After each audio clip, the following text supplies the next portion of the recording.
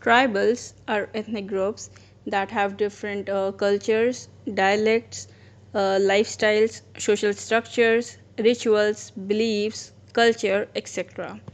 These all things are differing somewhat from those of the other dominant non tribal peasants social groups. So, for a community to be identified as a tribal community, required the characteristics which are as follows. Firstly, they have some kind of a primitive traits, a distinctive culture, shyness of contact with the public at large, geographical isolation, and backwardness in terms of social and economic conditions. See, tribals are located on the fringes of the mainstream society and constitute the lower stratum. They had been reduced to a minority with the influx of outsiders and exposed to rapid changes. Barring a few, especially the frontier tribes, most tribes had some form of contact with the mainstream society. The social economic differentiation amongst them in comparison to the mainstream society is significantly visible, and the tribes are politically autonomous and had their own system of justice. Moreover, the economic base of tribal population is shifting agriculture, hunting, fishing, and forest produce from the mainstay of their economic base. Use of forest products and shifting agriculture were very important parts of the tribal economy. The causes of tribal movements include the following. Firstly, the imposition of land revenue settlement. So, the expansion of agriculture by the non tribals to tribal area or over forest cover led to the erosion of tribal traditions of joint ownership and increased the socio-economic differentiation in the egalitarian structure of the tribal society. Secondly, the work for Christian missionaries brought about further changes in the socio-economic and cultural equation of the tribals and the mainstream society. Plus, in turbulent times, the tendency of the missionaries to refuse to take up arms or in discouraging people from rising against the government made the missionaries to be viewed as extension of colonialism and were often attacked by the rebels. Further, the increasing demand for goods from early 19th century, first for the Royal Navy and then railways, led to the increasing control of the government over the forest land. So, the establishment of the Forest Department in 1864, the Government Forest Acts 1865, and Indian Forest Act in 1878 together established a complete government monopoly over Indian forest land. So the shifting culture or the shifting agriculture, a wide spread practice among the various tribal communities was banned from 1864 onwards on the reserved forest. So the restrictions were imposed on the previously sanctioned timber and grazing facilities. Extension of settled agriculture led to the influx of non tribals in the tribal areas. These outsiders exploited them, and extension of settled agriculture led to the loss of land by the tribals, which reduced them to agricultural laborers.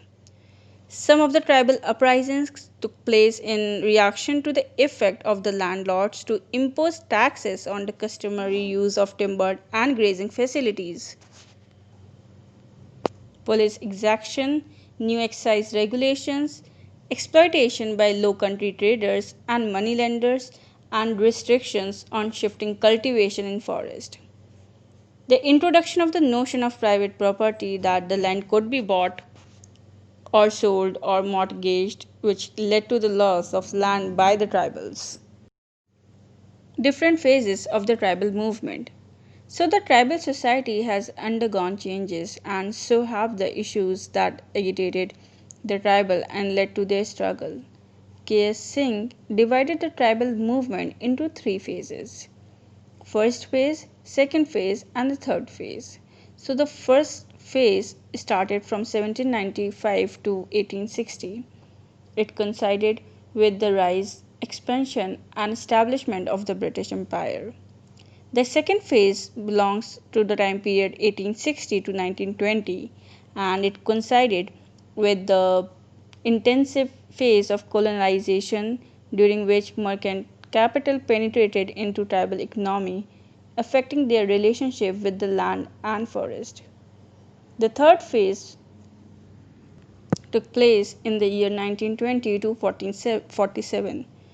During this phase, the tribal not only began to launch the so-called separation movement, but at the same time, they participated in nationalist and agrarian movements.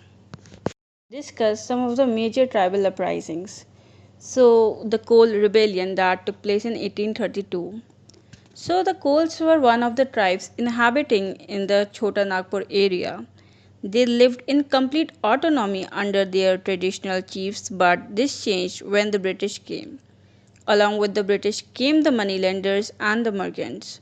So the Coles then lost their lands to farmers from outside and also had to pay huge amounts of money in taxes.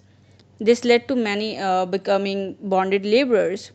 The British judicial policies also caused resentment among the Coles. There was an insurrection in 1831 to 1832 which saw the Coles organize themselves and revolt against the British and the moneylenders. They killed many outsiders and burned houses. This armed resistance went on for 2 years, after which it was brutally suppressed by the British with their superior weaponry.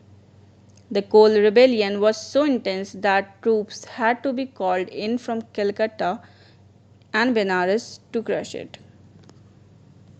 The next tribal uprising took place in 1855, the Santhal Hill. So the Santhal rebellion occurred in the regions of present-day Jharkhand, Orissa, and West Bengal against the British as well as the zamindari system from 1855 until 1856, when the movement was crushed by the British. When the zamindari system was introduced in the Bengal Presidency, the British and the zamindars claimed that traditional Santhal lands as their own. The Santhals were exploited mercilessly by the landlords who charged exorbitant rates of interest, sometimes as high as 500%, which ensured that tribals were never able to pay their loan. They lost their land and also were turned into bonded laborers. They had to suffer extortions, forceful deprivations of property, abuse and violence, cheating in business deals, etc. The government supported the landlords instead of helping the tribals whose grievances were genuine. The first rebellion occurred in 1854, led by Bir Singh of Sasan in Lachimpur. The second rebellion started in June 1855 when two brothers Sidhu and Kanhu organized 10,000 Santhals and declared a revolt. They killed many moneylenders and company agents. The revolt was very intense and massive in scale. The Santhal community celebrates the day of rebellion to this day. The revolt was violently suppressed by the British, with about 20,000 Santhals being killed, including the two leaders. Another tribal uprisings took place between 1899 to 1900, Munda Ulgulan. So the Mundas inhabited in the Chota Nagpur area. The Khankhati system, which was joint holding of land, prevailed among the Mundas. But the advent of the British and the outsider zamindari replaced the Kankhati with the zamindari system. This caused indebtedness and forced labor among the tribals. There were many rebellions during the late 18th century and the 19th century against the British and the Digus, the landlords or moneylenders or the merchants. The Mundas were able to get an able and charismatic leader in Birsa Munda who proclaimed a rebellion in 1894. He organized his people to revolt openly against the government. He urged people to stop paying debts and taxes. He was arrested and spent 2 years in jail before being released in 1897.